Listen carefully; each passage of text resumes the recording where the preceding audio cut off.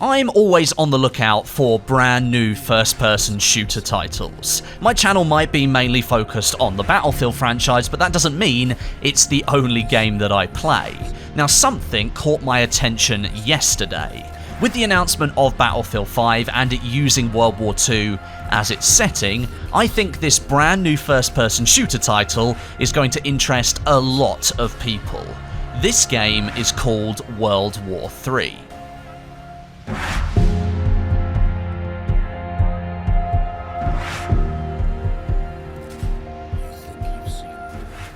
World War III is a game being developed by Farm 51. This is a Polish development team founded in 2005. Some of their previous work includes the 2017 title called Get Even and Painkiller Hell and Damnation.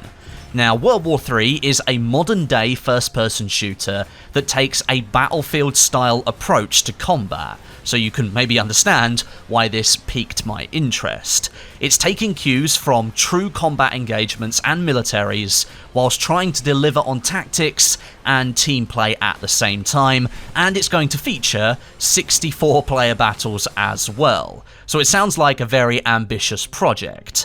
I'm not a huge fan of the name of the game, World War III. It is a bit generic and it's rather unfortunate, but it's really not that important because it's the pitch behind the headline that I think is going to interest people.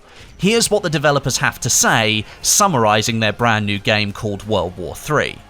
This game is a multiplayer military first-person shooter set in a modern global conflict. Strong team play, national armed forces, real locations, full body awareness, and a versatile customization system all contribute to the authenticity of the modern combat experience, enhanced by other essential elements such as a robust ballistic system, advanced armors, and lifelike weapons. Produced in cooperation with military research and development centers and consultants, World War III shows the consequences of every battle in the context of a global war campaign on a strategic war map. I told you it was ambitious. World War III is offering combined arms gameplay, infantry and vehicles in both of its game modes, Warzone and Recon.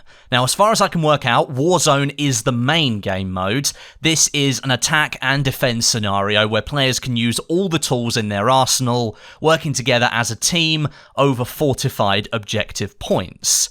The maps you'll be playing on are set in real-life locations, but of course, you are fighting a fictitious war. Now, Recon, the second game mode, is Farm 51's attempt to create a Battle Royale-like mode, but without simply taking the cookie cutter and planting Battle Royale directly into their new game. The mode will put players into small squad reconnaissance groups, left on their own to survive, and their goal is to capture high-value targets in hostile territory. So rather than the main aim simply being eliminate other players, there appears to be side objectives going on that require interplay between the squad and to capture those objectives, which is a nice spin on the Battle Royale game mode. Another of the main points that World War III is touting is national pride. This is the developer's way of representing real armies in the game. You're going to be seeing accurate depictions of uniforms, weaponry, armor, and equipment in World War III, and all of this has been done to inspire you onwards and prove your nation is the dominant force. As I mentioned briefly earlier, battles will be taking place in real-life locations. At the moment, we have the streets of Warsaw, Berlin, and Moscow. Those are just a few named, but more are scheduled to come in the future.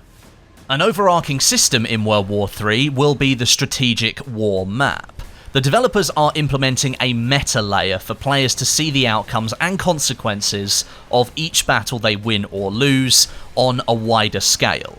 Player performance in each battle is rewarded with resources that can be then used to conquer or defend a territory.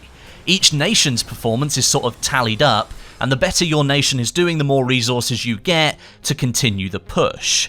According to the game website, every destroyed vehicle, every kill, every bullet fired, every achievement affects the bigger picture, presented on a constantly evolving interactive war map, eventually covering the entire planet. More ambitious talk here from the developers. World War III is also going to offer players some rather in-depth customization. Now, there are no defined classes or roles other than playing offensively or defensively in the game, so you're really not bound into a specific playstyle, but that means you can choose your own unique combat set that suits your needs during gameplay, or you can just look absolutely badass with all the visual customization this game appears to have.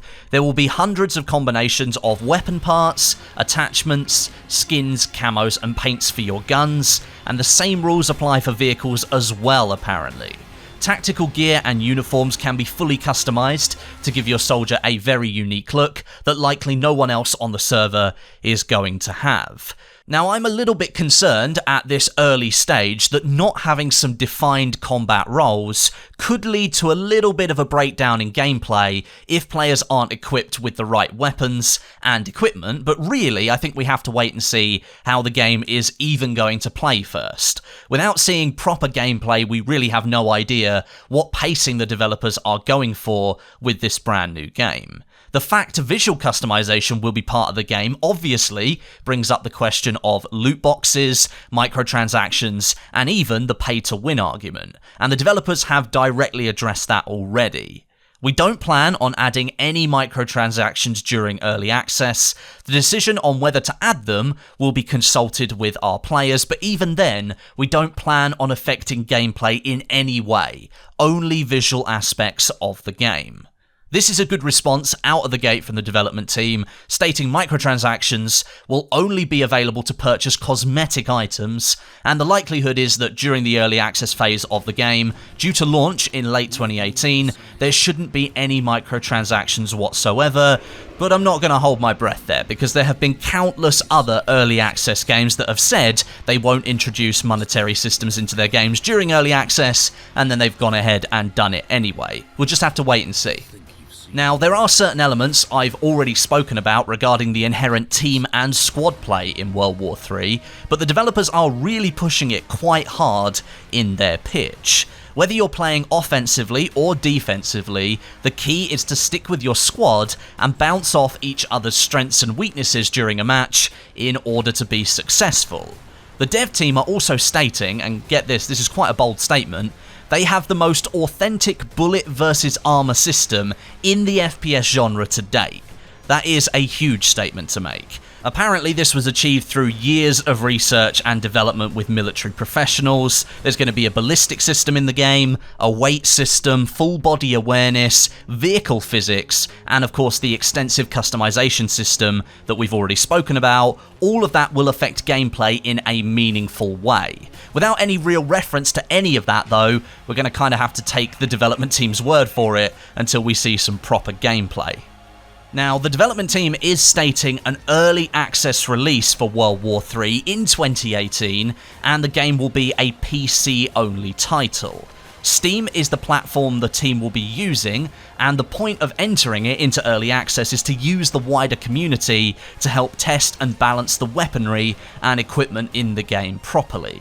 The development team isn't as large as a AAA studio, and therefore outside help is going to be needed to get the game off the ground, so it leaves me then to say the following about this game. Early access games can look wildly different when they enter early access to how they leave it, if indeed they do ever leave early access. Lots of games go into early access with great intentions, but sometimes fail to deliver on key promises, and sometimes that can hit players like you and me in the pocket. We've coughed up for something that then doesn't live up to promises, or fails to even deliver at all.